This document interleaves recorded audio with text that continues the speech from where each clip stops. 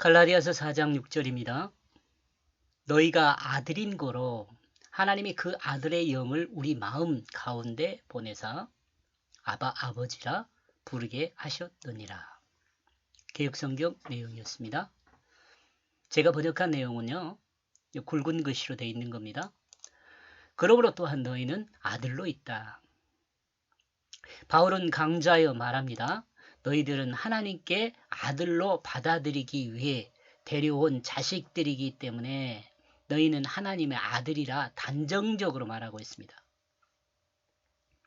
아들로 있다. 단정적으로요. 우리가 하나님의 아들이 된다는 것은 논리적으로 설명을 하고 있는지는 모르지만 만약에 설명을 안 하면 제가 다시 해드릴게요. 우리는 앞에서 우리가 스스로 죄인임을 고백한 자란 사실을 알아야 합니다. 회개요. 죄인임을 고백한 자들이란 것은 회개를 말하여 회개. 우리는 앞에서 우리가 스스로 죄인임을 고백한 하나님 앞에 고백하는 거예요.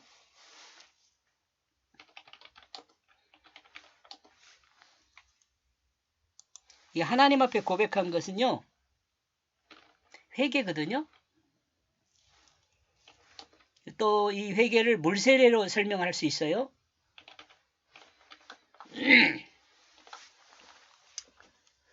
요 물세례를 받고 회개했다는 거니까 물세례를 안 받아도 여러분 물세례를 안 받아도 하나님 앞에 내가 하나님 나라를 반역한 죄인입니다 고백하는 것을 실질적으로 실제가 되면 이거 회개라고 할 수 있어요. 그렇게 되면 이제 여러분이 마가복음 제가 나중에 설명을 하겠지만 마가복음 1장부터 그 내용을 딱 정리를 하고 넘어가요. 마가복음은 1장에서 물세례를 회개의 세례라 그래요. 그러면 이 회개의 세례는 하나님 나라를 반역한 죄인입니다 라는 것을 하나님 앞에 고백하는 거예요. 하나님 나라를 반역한 죄인임을 고백하는 거, 이걸 물세례라 그래요. 그러면 이 물세례를 받은 사람을 이 마가복음을 통해서 우리에게 계시해 주는 것은 그 마음을 평탄케 한 사람이다 이렇게 이야기해요. 그 마음을 평탄케 한 사람.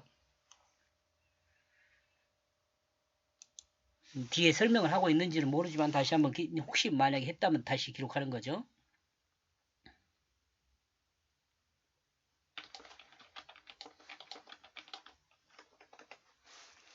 이와 같은 사람이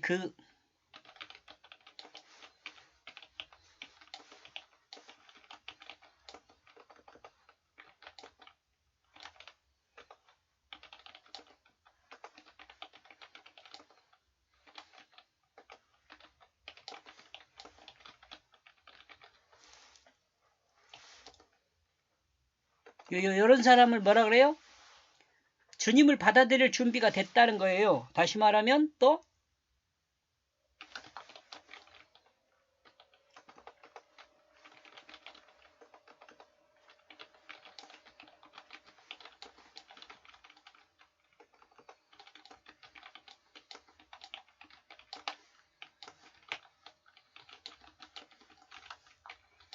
주님의 십자가와 부활을 믿을 준비가 된 사람이다 이렇게 볼 수 있어요. 이 마음이 평탄하게 된 사람, 곧 하나님 앞에 자신이 하나님 나라를 반역한 죄인이라는 것을 고백한 사람은 이런 사람이라는 거예요. 믿을 준비가 된 사람이에요. 아직 믿음에 있는 사람이 아니에요. 대신 믿을 준비가 된 사람. 믿음이라는 것은 십자가와 부활을 믿는 것이니까. 그리고 우리는 우리의 힘으로 자신의 죄를 대속할 어떤 방법도 없다는 것을 인정한 죄인이라는 사실을 알아야 합니다. 이 당연하죠. 우리는 우리 자신이 어떻게 죄를 살 어떤 방법이 없어요. 이 반역죄를 일단 고백하고 나면 그 반역죄를 고백받은 하나님이 하나님의 결정에 따르게 되는 거죠. 하나님의 결정은 요구사항이 있어요. 하나님 요구사항. 죄인입니다. 고백한 것만 하나님 나라를 반역한 죄인입니다. 라고 고백한 것만으로 끝나냐? 아니, 그렇지 않다는 거죠. 믿음이 있어야 돼요, 믿음. 설명하고 있는 거 봅시다. 이런 이유로 하나님은 우리의 죄를 없게 하시기 위하여 독생자 예수 그리스도를 보내주셨고, 예수 그리스도를 대속의 주로 영접하여 함으로 인하여 우리는 하나님의 아들이 됩니다. 영접함, 이것이 뭐예요? 영접한다, 이것이 믿음이에요, 믿음.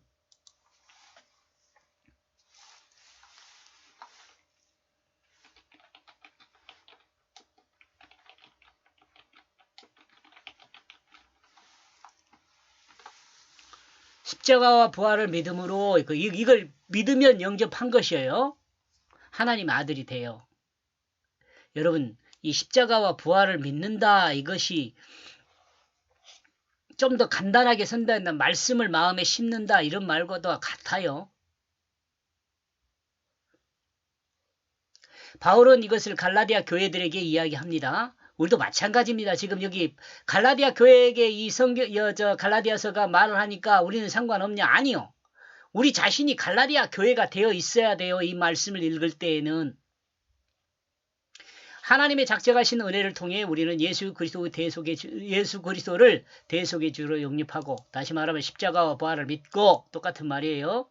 예수 그리스도 대속의 십자가와 부활을 믿음으로 하나님의 아들이 됩니다. 이 하나님의 아들이 된다면 그 마음에 말씀을 심어서 말씀이 그 육체를 사용하게 되면 주님과 같이 돼요. 주님을 닮은 사람이 돼요. 이 모든 것을, 이렇게 되는 모든 것은 하나님의 은혜이다 라고 할 때 이 은혜는 뭐예요? 하나님께서 구속사를 결정하시고, 그러니까 작정하시고 그 경륜을 따라 역사를 진행함에 따라서 그것이 바로 은혜죠. 그 하나님의 은혜에 의한 거라고. 우리가 어떻게 돼서 되는 것이 아니고 하나님께서 그렇게 작정하심, 그리고 그 계획을 진행하심에 의해서 된 거예요. 우리가 뭐 어떻게 해서 된 것이 아니고, 우리는 다만 조금 믿음으로 내 마음의 주로, 내 마음을 다스리는 주로 받아들이는 것, 그것이 이제 작용을 하기는 하죠, 우리가. 주님을 영접한 사람은 그 마음 중심이 누가 자리한다고요? 주님이 자리하게 돼요, 주님. 여기서 주님이 자리한다는 말은 뭐냐면, 말씀이 자리한다, 이렇게 이해해야 돼요. 하나님 말씀이 자리하는 거예요. 말씀이라고 또 해도 또 조금 말씀의 뜻이라고 해야겠네요.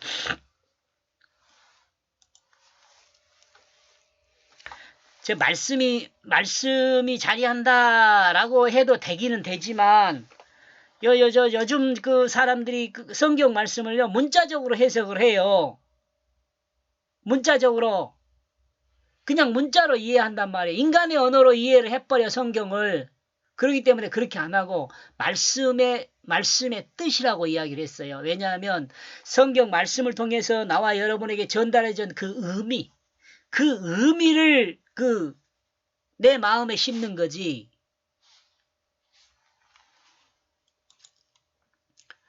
그 하나님은 보냈다. 그 자신의 그 아들의 그 영을 우리의 그 마음 안에 부르짖고 있다.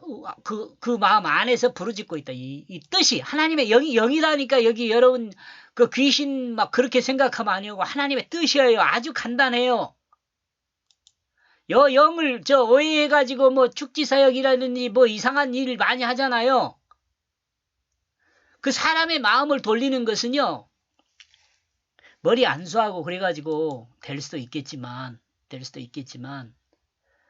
하나님 말씀을 그 마음에 심는 것이 더 중요해요.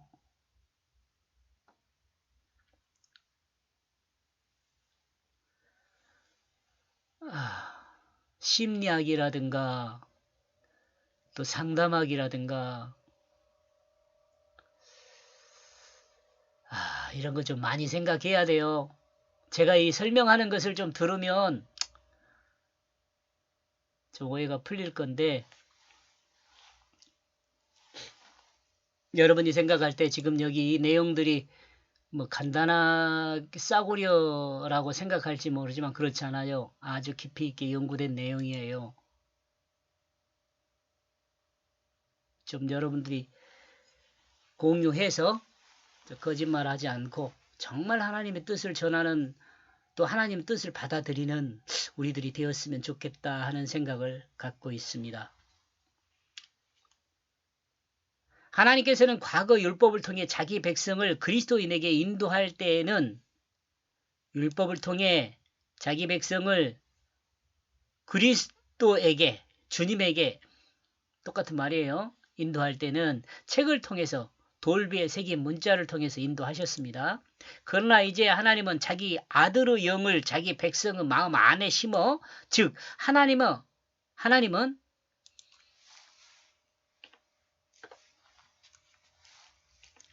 하나님은 예수 그리스도 영을 구주로 영접한 그리스도인의 마음 안에 있게 하신 것입니다. 이 백성의 마음에 심었다는 것은 하나님은 예수 그리스도 영을 주님의 구주로 영접한 그리스도인의 마음 안에 심었다는 거예요. 이것도 좀 어렵죠. 간단하게 설명하면 진실한 마음이 되게 한 거예요. 여러분, 하나님이 나와 여러분 그 예수 믿는 사람에게 그 심은 영은요, 그 복잡하게 설명해서 막 많은 것을 이야기를 할 수도 있겠지만, 저 같은 경우는 그 진실을 심었다고 이해합니다. 진실한 영이 되면 나머지는 다 이렇게 풀리게 돼요. 그러니까 진실이란 언어가 좀 가장 큰 단어죠. 하나님께서 우리에게 뜻으로 주신 그 뜻이라는 것을 설명하는데 가장 큰 단어가 진실이에요. 진실. 제가 지금까지 이해한 걸로는.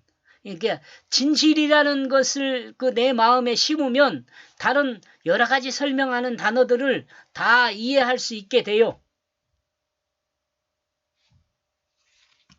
나의 그리스도인의, 그래서 제가 여러분에게 그런 이야기 했잖아요.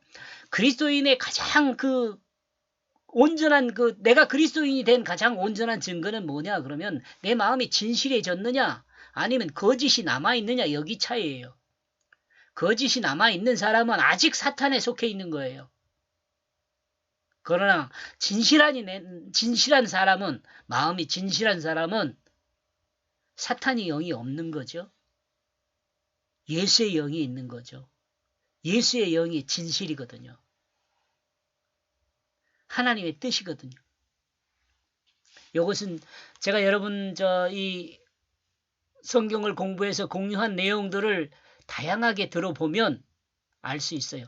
그냥 한 부분만 제목 보고 한 부분만 듣지 말고 여기 갈라디아서 오면 갈라디아서를 전체적으로 잘 들어봐요. 그러면은 성경을 여러분이 이해하는데 많은 도움을 받을 수 있어요. 이 가짜로 이해하는 것이 아니라 진짜로 이해하는 걸로, 진실로 이해하는 걸로 많은 도움을 받을 수 있어요. 좀 거기에 제가 안타까움이 있어요. 그 세상에 이 씨알데기 없는 개새끼나 고양이 새끼 그런 것에 관심 갖지 말고 나와 여러분의 영혼에 좀 관심을 가지세요. 영혼에. 저도 꽃이나 여기 나무나 이런 데 관심이 많아요. 그런 것에는. 그래서 사진 같은 거 올라온 거 보면 좀 마음이 많이 움직이죠. 자연을 보면. 근데 개 움직이고 고양이 움직이고 그거 또 요즘은 앵무새 움직이고 그런 거 여러분 영혼에 좀 관심을 가지세요. 영혼에.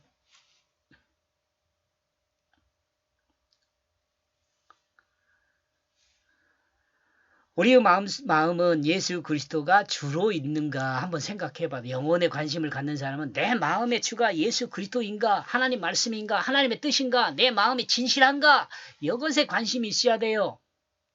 만약 우리의 마음에 예수 그리스도 마음이 없고 욕망에 찬 자신의 마음을 가지고 있다면 우리는 예수 그리스도를 믿음으로 예수 생명으로 새롭게 거듭나야 할 존재라는 사실을 잊지 말아야 합니다. 아직 거듭나지 않았다는 걸 알아야 돼요. 예수가 없으면, 진실이 없으면 아직 거듭나지 않은 거예요. 내 안에 거짓이 있으면 아직 사탄의 자식이에요. 예수님께서 여러분 바리새인이나 사두개인 바리새인이나 제사장이나 서기관이나 이런 사람들이 성경을 몰랐어요?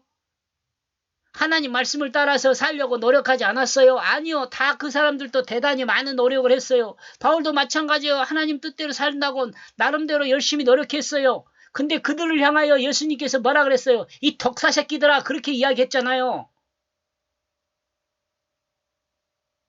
사탄의 자식이란 말이에요. 사탄의 자식. 아직 거짓이, 외식이 그 몸에, 그 삶에 가득 차 있으니까 그 마음에 진실한 예수 그리스도가 그들을 보면은 사탄의 자식이란 말이요.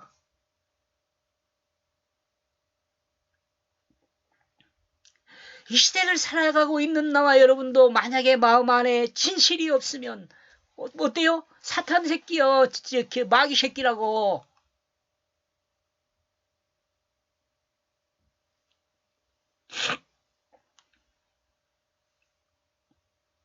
그리고 인간 마음을 움직이는 존재는 두 가지가 있는데, 하나는 자신이며, 인간의 마음을 움직이는 존재가 뭐예요? 두 가지가 있는데, 하나는 자기중심이란 말이에요. 하나는 자신이며, 다른 하나는 예수 그리스도의 마음이야. 예수 그리스도 마음은 여러분 복잡하게 생각하지 말고 진실이라고 생각하면 돼요. 나와 여러분이 진실이 움직이는 마음이면 예수 그리스도 마음을 가진 사람이고, 나와 여러분의 마음이 거짓이 움직이는 마음이면 사탄의 자식이고, 그렇게 이해하면 돼요. 자기 마음으로 해하는 사람은 인간의 역사를 드러내지만 행하는 사람입니다. 행하는 사람. 자기 마음, 자기 중심으로, 그렇게 할까요? 자기 중심의 그 마음으로 행하는 사람은, 하는 사람은, 행자를 쓰면은요, 틀렸다고 나오더라고요. 그래서 하는 사람은 똑같은 말이죠. 이해할 수 있죠? 인간의 역사를 드러내지만 예수 생명이 주로 있는 사람은 하나님의 역사를 드러냅니다. 진실을 드러낸 사람은 하나님의 역사를 드러내요. 진실을. 있는 것을. 우리의 행동이 자신의 마음에 의해 움직이고 있다면 우리는 아직 참다운 그리스도인이 되지 못합니다. 여기 자신의 마음이라는 건 자기중심의 그 마음이에요. 자기중심의 그 마음에 의해 움직인다면 우리는 아직 참다운 그리스도인이 되지 못했다는 것을 여러분 인식해야 돼요. 그러나 우리의 마음이 아니라 성령의 인도하심을 따라 행동한다면 우리는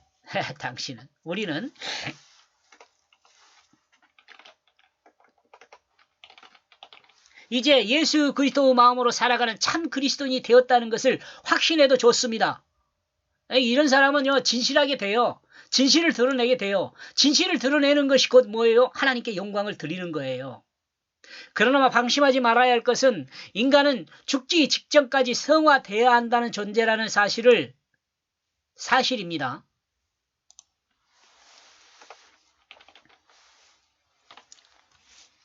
그러므로 바울은 말하기를 나는 날마다 죽노라 라고 말했습니다. 바울처럼 성령 충만한 사람도 날마다 자신이 살아남으로 바울은 자신은 날마다 자신을 죽이는 작업을 쉬지 않았다는 고백을 하고 있습니다. 고린도서 15장 31절. 여러분 뭐 잘 아는 말씀이죠. 이것은 바울이 고백이지만 나와 여러분을 향하여 하나님께서 날마다 내 자기중심을 죽여야 한다는 것을 말씀하신 내용이에요. 그러므로 우리도 날마다 자신의 마음을 죽이는 연습과 실습을 늘 해야 합니다. 자신의 마음이라는 건 자기중심의 마음이에요. 똑같은 말이지만 자기중심의 그 마음이에요. 그 마음을 죽이는 연습과 실습을 늘 해야 합니다. 이렇게 하다 보면은 어때요? 우리도 그 아버지, 우리는 예수 그리스도 십자가에 못 박혔을 때 그 마음을 차지하고 있던 자기중심이 죽었습니다. 아멘. 우리 육신을 따르는 우리는 죽었어요. 육체적 욕망을 따라서 나의 욕심을 채우던 그 나는 죽었단 말입니다. 그러나 이제 내 안에는 예수 그리스도가 부활하셨던 것과 같이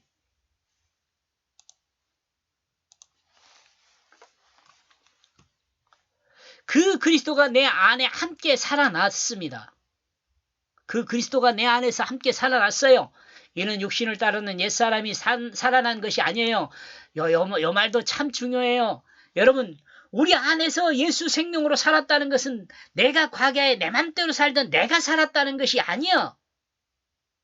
예수 생명으로 살았다는 것이에요. 예수 영이 살았다는 것이에요. 여기 예수의 영이라니까, 우리 여러분, 보편적으로 인식하는 그 밖에서 들어오는 귀신의 영이 있다고 소리 생각하지 말고, 예수의 영이라는 건 하나님의 뜻이에요. 하나님의 뜻이 내 안에서 중심을 잡아요. 하나님의 뜻이 중심을 잡는다는 것도 좀 뭐하죠? 그러니까 진실이 내 마음의 중심을 잡아야 돼요. 진실이.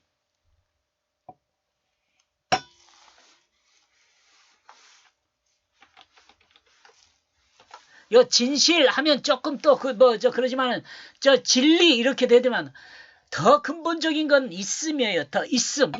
있음이 중심을 잡아야 돼요. 사실, 있음.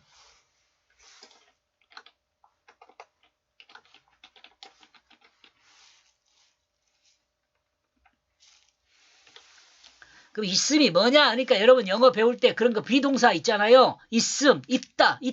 그거예요. 있는 거. 있는 그대로. 그러니까 바울이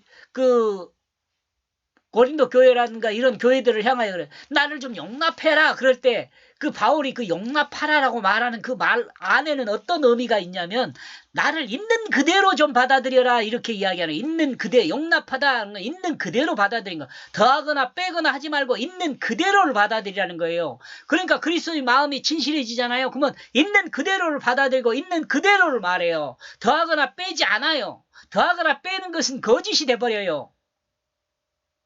다시 말하면 우리가 이런 말 하잖아요. 기록된 역사는 역사가 아니다. 이런 말도 하잖아요. 그럼 기록된 역사가 아니다는 말은 무슨 말이에요? 기록하고 있는 그 사람이 이 있음을 해석해버린 거예요. 해석해버렸기 때문에 거기에 더해졌거나 빼진 것이 있단 말이에요. 다시 말하면 관점이 들어가 버렸다는 거죠. 그러니까 그것은 더 이상 역사가 아니다. 이렇게 이야기하죠.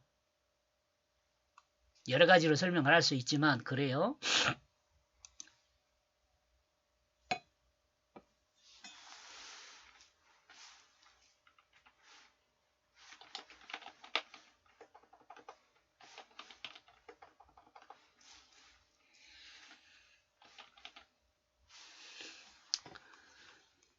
조금 구체적으로 이야기를 한 거예요. 이는 육체를 따르는 옛사람이 살아난 그 생명이 아니라 예수 영이 살아난 것입니다. 예수의 생명, 진실이 살아난 거라고, 있음이 살아난 거라고. 그러니까 예수 믿는 사람은 아까도 이야기했지만 어때요? 있음을 드러내는 사람이에요. 더하거나 빼지 않는 사람이에요. 여러분 성경 요한계시록의 마지막 부분에 여러분의 이 성경에서 더하거나 빼거나 이런 말 있잖아요. 그럼 성경의 문자를 1.1핵 이런 것도 전달하는 의미를 전달하기 위해서 만들어 놓으니 장치들을 빼거나 더하면 안 된다는 그 의미도 있지만은 여러분 우리가 사는 과정에서 이 사실에 대해서 더하거나 빼는 그런 것은 다 뭐예요? 거짓을 만드는 거예요. 거짓을 만드는 이유가 뭐예요? 이 자기의 유익을 취하게 한 거예요. 자기의 유익을 취하게 하는 것은 다른 사람에게 피해를 주는 거예요. 그러니 거짓이에요. 복잡하게 설명이 가면 또 시간만 길어지니까 여러분 제가 이렇게 설명한 내용을 한번 더 들어보시고 공감하고 이해하고 여러분 삶이 정말 이 하나님의 영원한 생명의 길에서 정말 움직이지 않고 온전하게 굳게 서기를 소망합니다. 예수 아멘. 바울은 이 부분에 대해서 그러므로 이제는 내가 산 것이 아니라 내 안에 예수 그리스도가 산 것이라고 고백하고 있어요. 이는 바울의 고백이 아니다. 이유는 바울의 고백만 되어서는 안 되죠. 모든 그리스도인이 고백이 되어야 하고 또 모든 그리스도인 나와 여러분의 고백이 되어야 돼요. 모든 그리스도인이 고백이 되어야 하며 또한 고백이며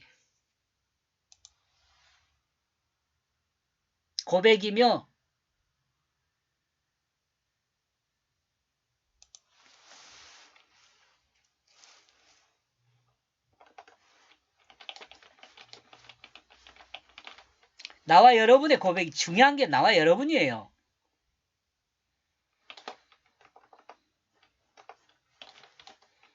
나와 여러분의 고백이 되어야 돼요. 에? 알겠죠? 내가 제일 중요해야 돼요. 다른 사람만 생각하지 마세요. 여러분, 이런 이야기를 들으면서요. 아, 누가 들었으면 좋겠자. 그런 생각하지 마시고 듣는 사람 내가 변화돼야 돼요. 내가. 하나님이요. 듣는 나에게 이야기하지 뭐 달라고 다른 사람한테. 다른 사람은 하나님이 다른 사람에게 할 이야기를 할 거예요. 근데 다른 사람 생각하지 마세요. 나와 여러분 생각하면 돼요. 나 여러분. 아멘. 만약에 우리가 이 고백을 할 수 있다면 우리는 그리스도의 옷을 입은 그리스도입니다. 그리고 그리스도의 옷을 입은 하나님의 아들입니다. 그러므로 우리는 하나님을 아빠라고 부를 수 있습니다. 그리고 이제 이 모든 것을 알았다면 우리는 하나님 아버지라고 부를 수 있는 것입니다. 이것은 우리의 의지를 따라 하나님을 아빠 또는 아버지라고 부르는 것이 아니라 하나님께서 자기 백성에게는 아빠 또는 아버지라고 부르게 하셨습니다. 6절 내용을 다시 번역한 내용을 종합해서 이렇게 말씀을 정리하면 그러므로 또한 너희는 아들로 있다. 하나님은 보냈다. 자기의 그 아들의 그 영을 우리의 그 마음 안에 부르짖고 있다. 그는 그 아빠 아버지.